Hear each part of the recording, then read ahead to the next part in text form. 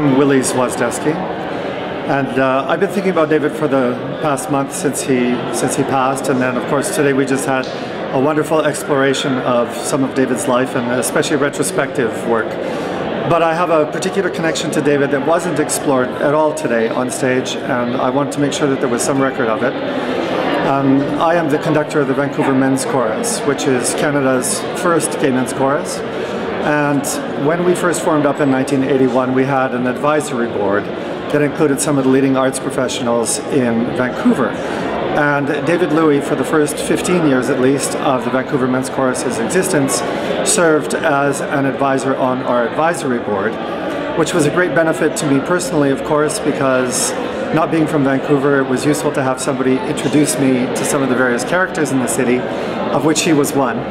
And also, it was a boon to the VMC itself because we had an ally at some of the highest levels, I think, of arts production in the city.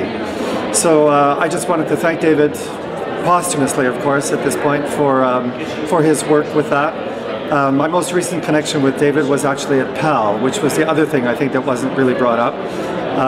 David was at PAL in the last years of his life and approached me probably 3, maybe 4 years ago now about forming a choir there, and I'm very pleased to have connected David up with Larry Nickel, who was the first conductor of the choir at PAL, and as recently as this past fall I saw that they are continuing their fine work.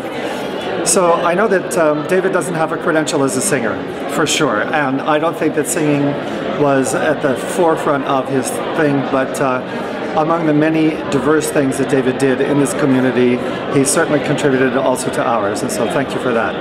On a personal note, I also want to say that David was a great cook.